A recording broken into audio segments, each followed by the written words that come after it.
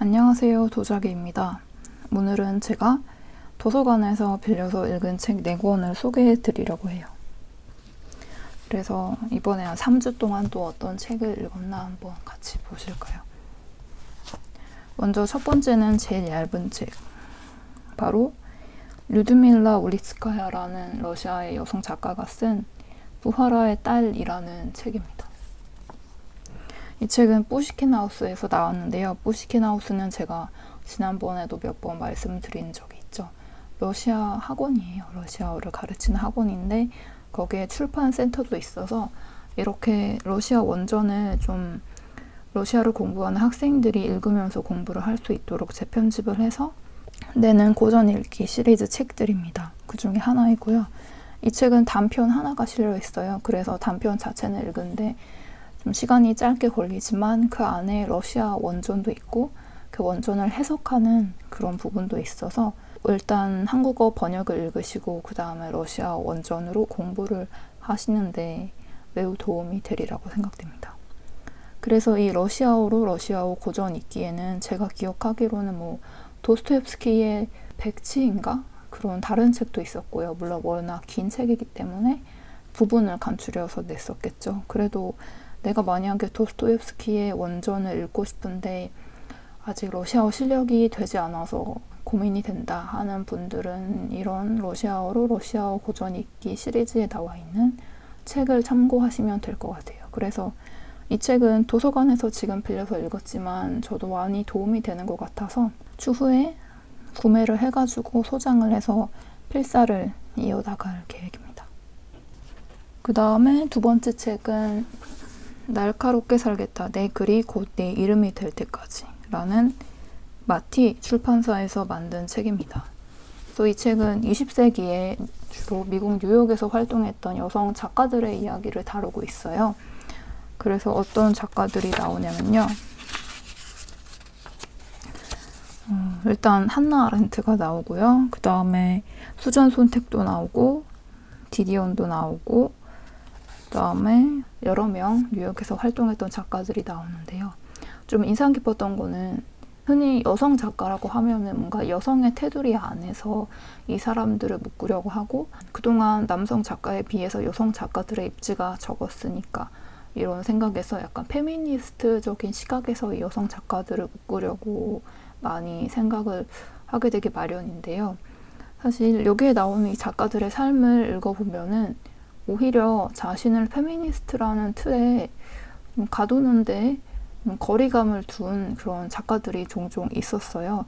그래서 여러 가지 이유가 있었겠지만 자신을 여성이라기보다는 좀 더 다른 정체성으로 인식을 했을 수도 있고 아니면 한나 아렌트 같은 경우에는 유대인이잖아요. 그래서 당시에 서구에서 유대인에 대한 그런 반유대주의가 오히려 더 여성에 대한 차별보다 피부에 더 가깝게 다가왔을 수도 있어요. 왜냐하면 한나 아렌트는 홀로코스트가 일어났던 제2차 세계대전 당시에 유럽 대륙에서 미국으로 피난을 왔잖아요. 그러니까 반유대주의가 정말 실질적으로 생과 사를 가르는 그런 문제였기 때문에 오히려 여성에 대한 차별보다는 반유대주의에 대한 위험이 더 크게 다가왔기 마련이죠. 그리고 또 다른 이유로는 페미니스트의 그 커다란 물결이 몇 차례 있었다고 해요. 그래서 첫 번째 물결이 있고 두 번째 물결이 있고 그 사이에 몇십 년이 있었는데 그 두 물결 사이에서 자라났던 작가들은 사회에서 페미니스트에 대한 이슈가 거의 없었기 때문에 오히려 그런 이슈에 대해서 생각을 좀 덜하게 되지 않나. 하지만 그런 사람들 중에서도 몇 명은 나중에 다시 페미니즘의 물결이 일었을 때 자신의 생각을 이전과는 달리 하거나 좀 더 다르게 생각하거나 하는 사람도 있었고요. 그 다음에 또 기억에 남는 거는 여성 문제가 워낙 해묵은 분노라서 일상생활에서는 잘 느끼지 못하고 이것이야말로 세상에서 가장 해묵은 문제인 것 같다라고 수전 손택이 말한 부분도 있었어요.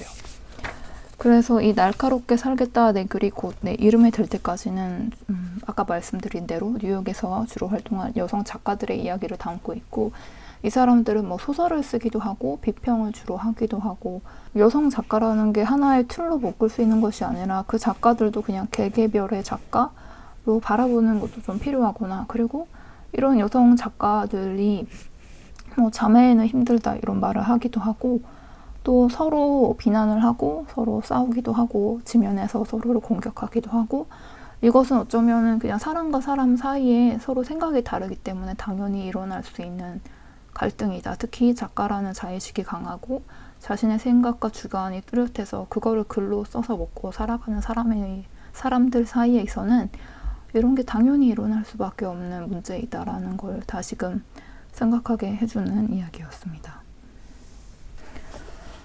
그 다음 책은 유리 카자코프라는 러시아 작가의 단편선 저기 개가 달려가네요입니다. 이 책 표지가 참 이쁘죠. 뭔가 서정적이면서도 뭔가 축제?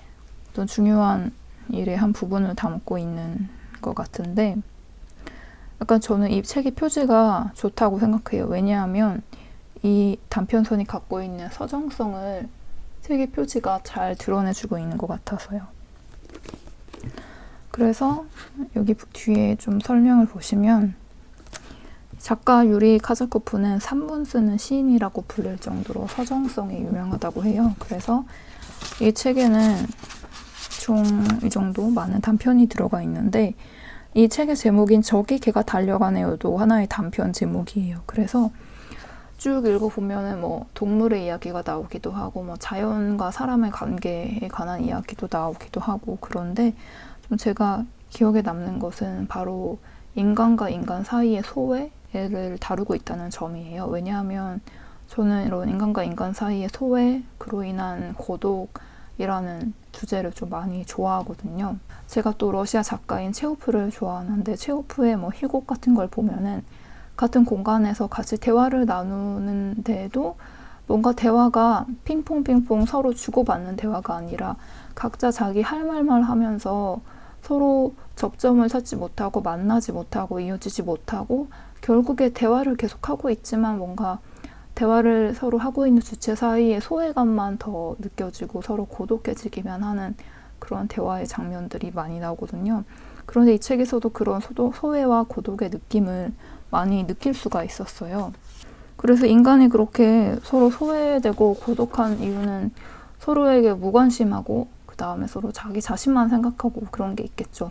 그래서 이 저기 개가 달려가네요도 약간 그런 이야기예요. 그래서 이게 책에 나오는 대사 중에 하나인데 버스에서 만난 두 남녀가 이야기를 하다가 남자가 자기가 주말에 낚시를 하려고 가고 있는 거예요.